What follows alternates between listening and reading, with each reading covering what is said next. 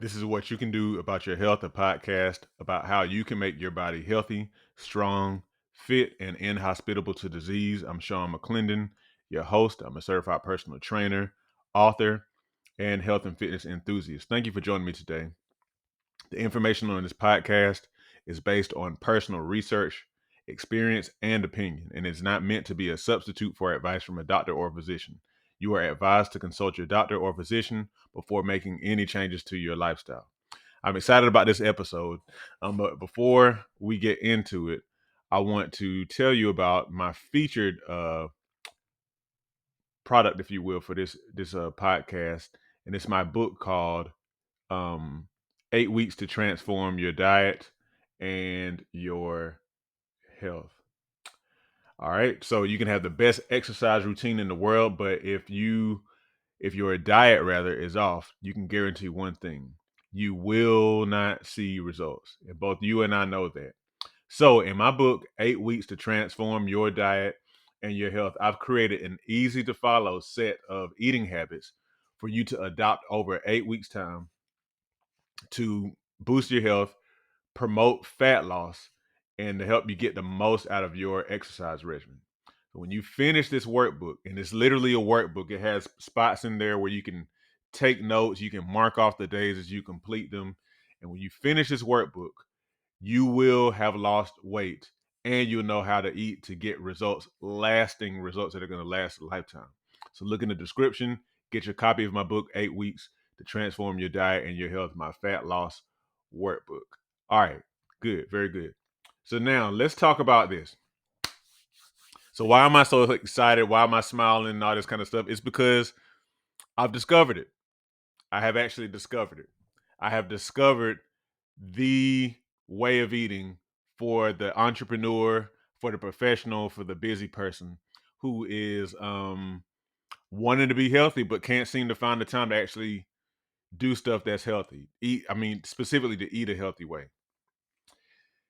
Okay, you want to know what this discovery, this nutritional discovery comprises of? Sure, I'll tell you. So first of all, it consists of one, intermittent fasting. Okay, so starting eating probably somewhere around 10 o'clock or so. Two, if you have any sort of breakfast at that time, just some fruit, maybe a piece of fruit or two. Lunch is just going to be vegetables and some sort of protein. So that's either vegetables with some sort of like meat or vegetables and a side of beans of some kind. And then finally for dinner, you eat with your family and, kind of eat whatever you want. Hopefully that's going to still be whole foods, not processed junk. But you're finishing your meal before 8 p.m. Okay. So that's it. That's it. So let me give you a scenario. You wake up in the morning, before you go to work, you drink a glass of water and you work. Then, whenever about 10 o'clock comes, you get like a piece of fruit, like a banana or a couple of medium sized apples or something like that. And you keep on working. When lunchtime comes, you get out your already made, very straightforward meal of sauteed or roasted or steamed vegetables and maybe like a chicken breast or maybe a side of pinto beans or something like that. Or your vegetables could be a very large house salad, without croutons or whatever. But I don't really care about the dressing as long as the dressing is not like having a whole lot of weird stuff in it. But anyway, a very large salad and maybe like a chicken breast or a couple of wings or something like that, or like some beans or something. So nothing to stuff you, but leave you kind of like feeling okay. Then you work. Snacks, no, unless you go work out or something like that. In which case, I would say, yeah, you can eat a snack or like a piece of fruit or something. And then finally, dinner time is about 6 o'clock or so, and you eat with your family. You eat protein, maybe some starch, vegetables, non-starchy vegetables, And then you finish that before 8 p.m. and you're done consuming calories. Okay. So how does that sound? Literally, how simple is it just to eat fruit for breakfast, like a piece of fruit or two for a mid-morning breakfast? And you get up, you don't even have to worry about cooking food. You just or even buying food because you just have some fruit on hand. Or for lunch, you have pre-made, very simple salad, um, and pre-made chicken breast or something like that. Now, for some people, you're probably like, what's the big deal, Sean?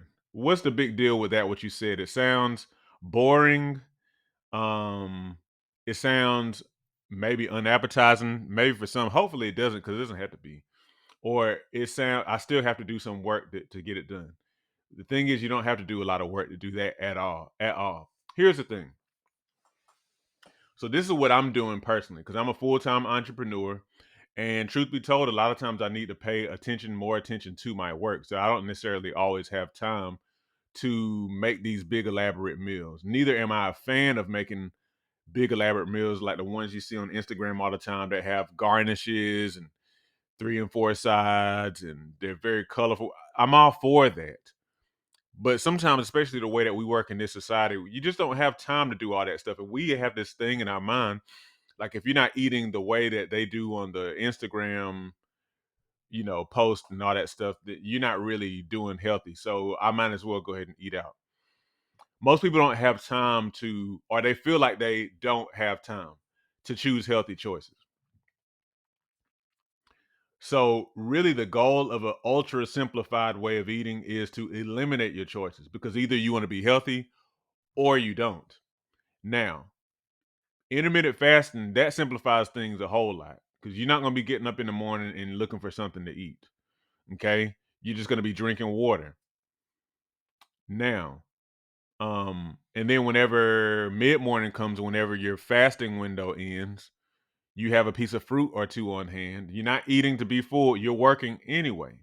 So you just have a piece of fruit on hand just to give you a little boost to hold you off until lunchtime. But you're not eating some heavy biscuit or something like that. Neither are you having to do a whole lot of prep because it doesn't take much to buy fruit on the weekend to bring with you to work. Oh, here's the other piece to that though. You're going to be doing pretty much the same thing every day, at least Monday, Tuesday, Wednesday, Thursday, and Friday. Why? Because you're busy, right? You're a busy entrepreneur. You got a lot going on. You don't really have time to be making all these choices. So you're going to simplify it, but you're still going to be doing healthy. So here's the thing. A lot of people tend to balk at this type of thing because we in our society are so so accustomed to having tons and tons of variety when tons and tons of variety is actually holding you back from reaching your goals. It's making it too complicated. These are the type of things that, I don't know, 200, 300 plus years ago, you wouldn't have had this type of variety. But we're so accustomed to it, we think this is the way it is, and we don't want to accept it any other way. But again, if you want to be if you want to have the best of both worlds, to be, successful in the workplace and successful as far as your health is concerned, you got to simplify. You have to. You can't always make excuses. So you're going to be doing the same thing at least Monday through Friday. You know, apples through the week. Um or maybe you have a little bit of variety, but you're not doing exquisite stuff because it's not really necessary to be healthy. And it also helps your brain space to be conserved. Okay? Um so when will you prep? It doesn't take much to prep, to have that mid-morning fruit. All you need to do is buy it and clean it. That's it. Okay. And try to make it where you don't have to chop anything either. Like as far as like your fruit is concerned, just whole apples, whole bananas, whole pears if you like pears, I mean, grapes, um, different things like that. Whatever your snack is going to be, and keep in mind this is a snack. This is not something you're getting full off of. But just go ahead and clean it weekend. So all you got to do is grab it out the refrigerator, grab it off of the countertop, the bowl on the countertop. That is your vegetables. So literally what you can do, this is kind of what I do. I kind of do it a little different because I work a lot of times I'm working from home. So I do go and run and cook something real quick. But if you're going out of home to the workplace on a weekend, you can saute some vegetables for like the next 2 or 3 days. Saute a big pan of have a wok or a frying pan or something like that. Put you a little bit of oil in there and saute a whole lot of vegetables at one time and put them in your containers. Okay.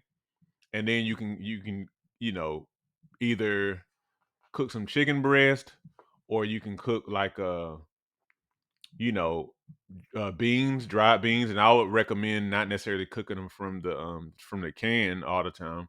Like actually soak dried beans and prepare them kind of that way, because it's better for different health reasons. You may notice the omission of starchy foods, of breads, of rice, and stuff like that.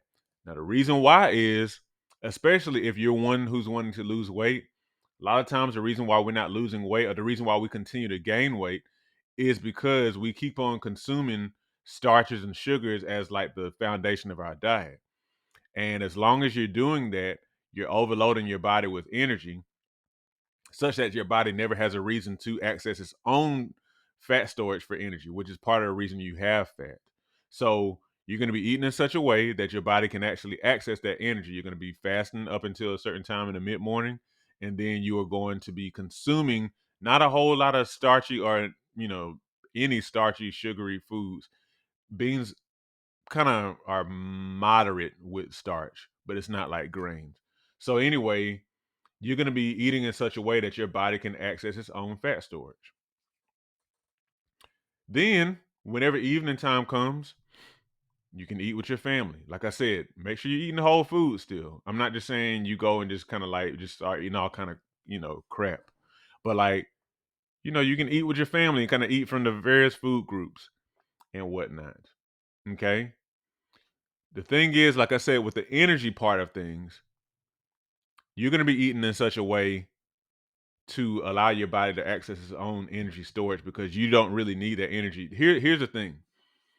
We believe that we've been taught to believe that breakfast is the most important meal of the day and that you need breakfast to help you to go through the rest of the day.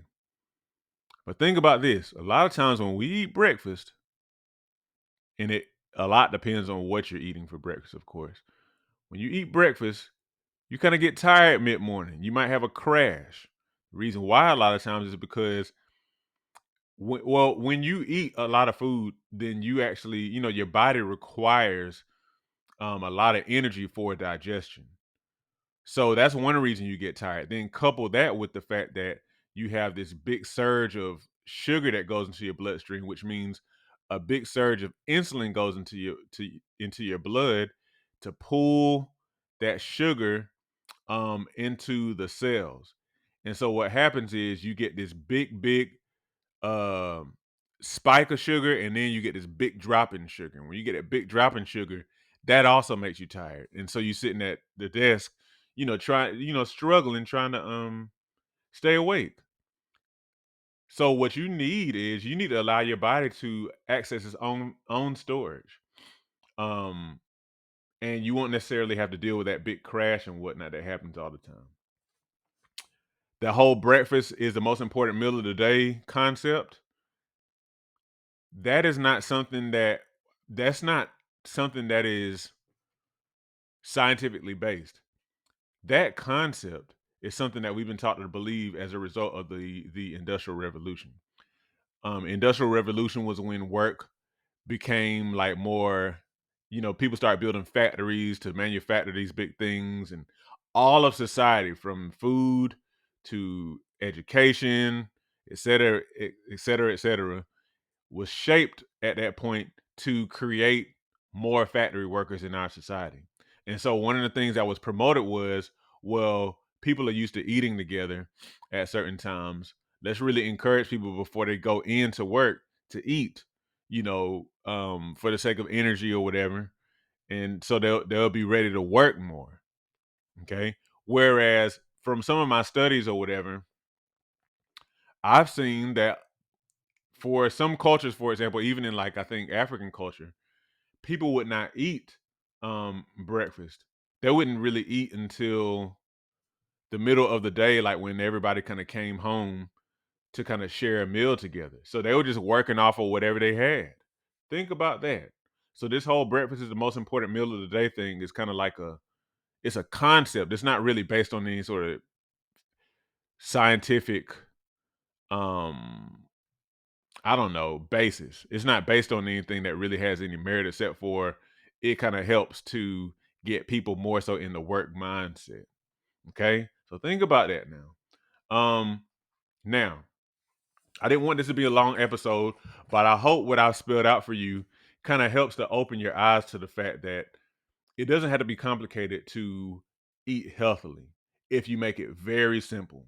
Mid-morning fruit, lunchtime, a lot of vegetables, a lot of non-starchy vegetables and a side of protein, whether it be chicken or a little beef or even just beans or something like that.